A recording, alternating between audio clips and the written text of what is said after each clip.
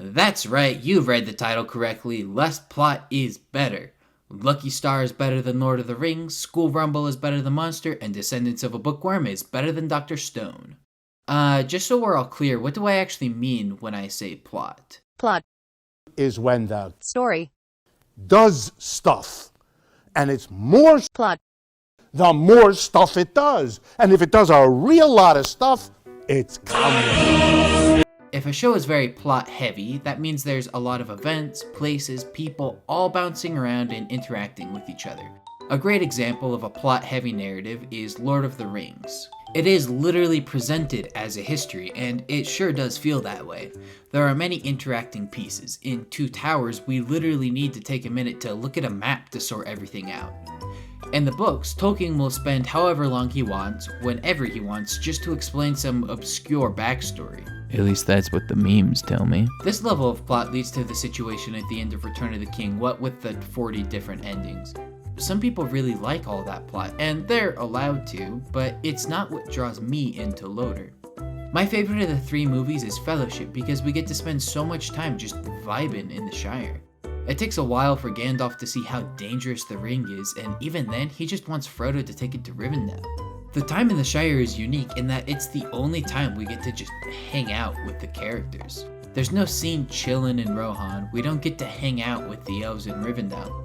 Everywhere other than the Shire, the only reason that we're there is to see the plot unfold, and once the plot moves on, so do we.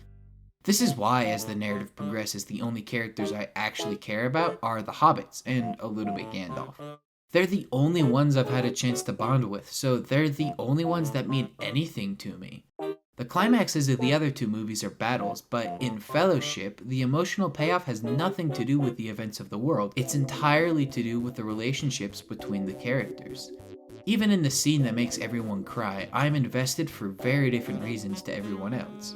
You see, I don't really care that Boromir is dying. He just kinda showed up halfway through the movie, and so I only know him for his relevance to the plot. I know that he's a prince of Gondor, and I know that Gondor is struggling in the war, which is why Boromir wants the ring, but that character detail is driven by the plot and not by Boromir's personhood. Merry and Pippin are tricksters because that's who they are. If left to their own devices, Merry and Pippin would 100% be goofballs. I've seen them being goofballs by their own volition. If Boromir was left to his own devices, I don't know what he would be like, because the only reason he's involved in the story is because the plot demands that someone from Gondor be there. Merry and Pippin have characterization that has nothing to do with their circumstances, so I can buy into their emotions because I know that they're genuine. As Boromir sinks into the ground, Aragorn seems to be very distressed, but I never got to see Aragorn and Boromir being buddies, so I'm not really sure why Aragorn cares so much. They've had screen time with just the two of them, but it was always for plot reasons. Since it was for the plot and not for themselves, they feel less like friends and more like partners on a group project. Gimli and Legolas have a more engaging bond because even if they met at the plot's whim, the plot never demanded them to become friends. This group all met for the same reason, but Aragorn only ever talks to Boromir because he has to. However, Legolas and Gimli talk to each other because they enjoy each other's company. The only time Boromir engages with the other characters because he wants to and not because he has to is that one scene where he plays with Merry and Pippin. So when he gets shot, honestly, I don't care at all. He's never been a person, so what does it even mean if he's dead? That is, until he looks at the hobbits and keeps fighting to protect them. I have very little investment until Boromir says, "They took the little ones." As soon as he does, I'm able to care because just like Boromir, my top priority is the well-being of the hobbits. His death now means something because he was protecting the only characters that I actually care about. Each of the three movies makes me cry, and each time my emotion is centered around the hobbits. And I'm coming with you! Frodo wouldn't have got far without Sam. You bow to no one. Also, Lucky Star is not better than Loader. It just sounds really nice to say. Try it. Lucky Star is better than Loader. Lucky Star is better than Loader. Lucky Star is better than Loader. There are a lot of differences between Monster and School Rumble. One is a nearly perfect story, a masterclass in storytelling, and the other is about a doctor and his serial killer patient. Monster has a lot of plot. There are neo-Nazis trying to create a new Hitler, experiments on orphans, the mystery of Johann's mother. By contrast, School Rumble has less of a plot and more of a premise. Harima likes Tenma, but Tenma likes Kurasama, but Kurasama likes Kuri, but also Eri and Yakumo both like Harima, and so on. In Monster, something of drastic importance happens nearly every episode, and more of the mystery is uncovered. To understand everything that the plot has for us, it takes a full 74 episodes. Monster does try to give Kenzo agency outside of what the plot grants him. He is routinely shown caring for and helping others. He looks out for Dieter before he takes him in. He makes Oyakaran for that one house he was in for a bit. However, his agency is inherently limited by the circumstances he finds himself in. He doesn't chase Johann because it's what he really wants to do, but because he has to. The little bits of agency that he's granted help flesh out his character, but mostly it's him helping people. So all we learn is that he's nice?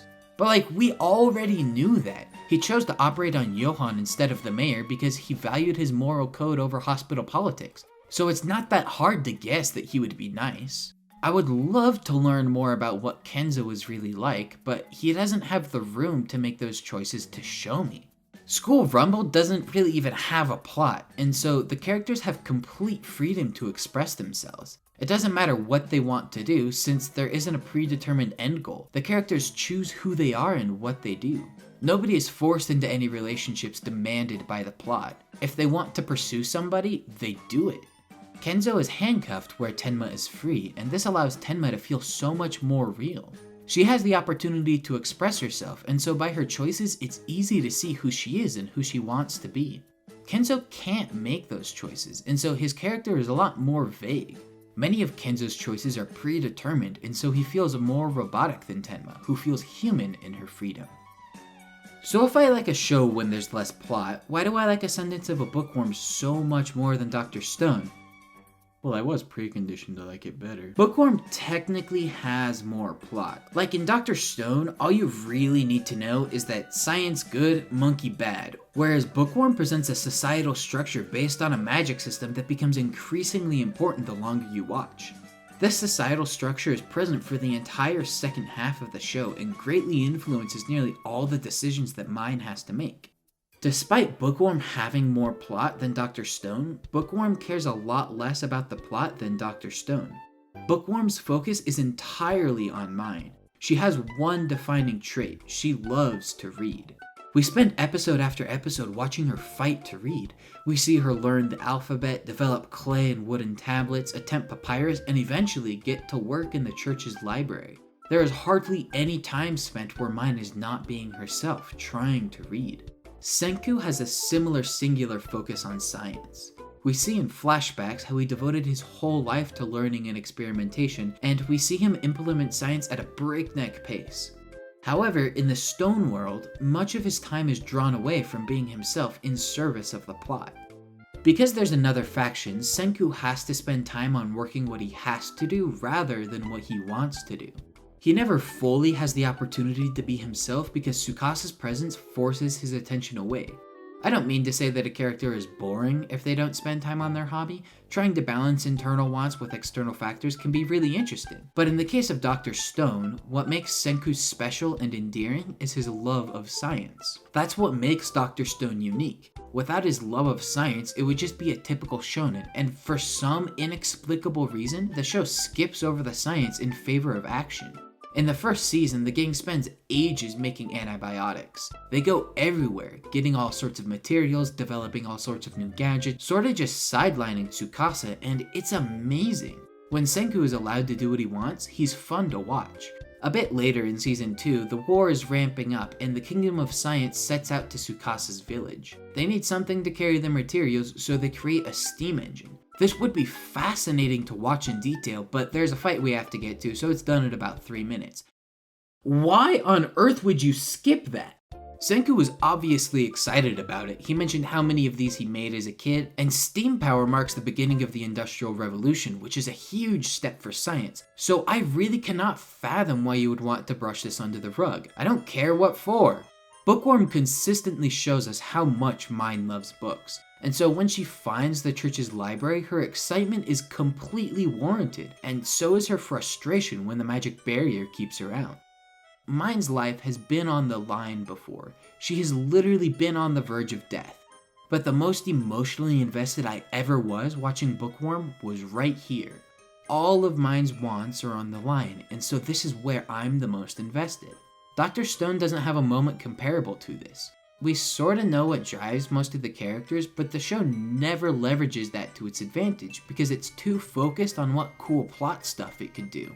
The desires of the characters never get put on the line, so I really do not care about what happens to them. The show is telling me not to. It doesn't care about them either. It just cares about where it can put them to make cool stuff happen. One show that does a good job of balancing plot and character is Fire Force. What drives the plot is some secret cabal or something, but the characters have ample time to just hang out and be themselves. This is so much fun! So, less plot is better, but also less plot is better.